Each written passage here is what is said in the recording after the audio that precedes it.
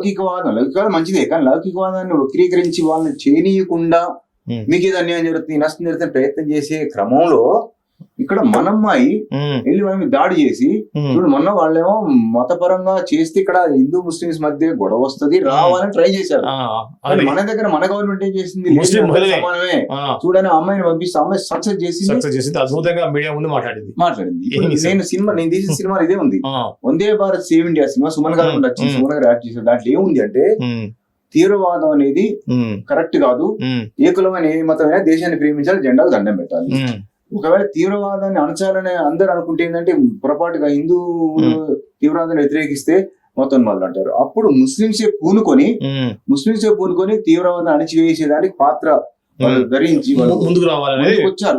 మా సినిమాలో ముందుకు రావాలని సందేశం ఇస్తూ ముందుకు వచ్చి తీవ్రంగా పట్టించేది ముస్లింస్ మన సినిమాలో.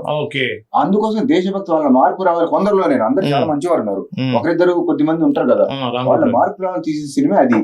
ఈ క్రమంలో మోడీ చేసేది కూడా అది. ఆయన మతపరంగా హిందుత్వం అంటారు, జాతీయవాదం అంటే హిందుత్వం అనేది పెద్ద కాదు, జాతీయవాదం అంటే ఏ మతం ఎన్నికలను దేశాన్ని ప్రేమించు అనే పద్ధతిలోనే ఇప్పుడు నడుస్తుంది.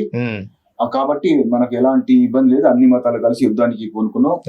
కొద్ది మంది ఉన్నారులే, అసలు లేరని కాదు, అడుగుబడుగులు ఉంటారు కదా, వాళ్ళు కూడా మారి దేశాన్ని ప్రేమించే వైపు వచ్చి ఈ లౌకికవాదులు కూడా దేశాన్ని ప్రేమిస్తారని వాళ్ళల్లో కూడా కొంచెం ఆ పథకాలు ఈ పథకాలు వాడుకుని దేశాన్ని వ్యతిరేకించే వాళ్ళు ఉన్నారు, వ్యంగ్యంగా పోస్టులు పెట్టే వాళ్ళు ఉన్నారు. వాళ్ళు కూడా మారిపోయి దేశానికి అనుకూలంగా దేశభక్తి వైపు వస్తే చాలా సంతోషం.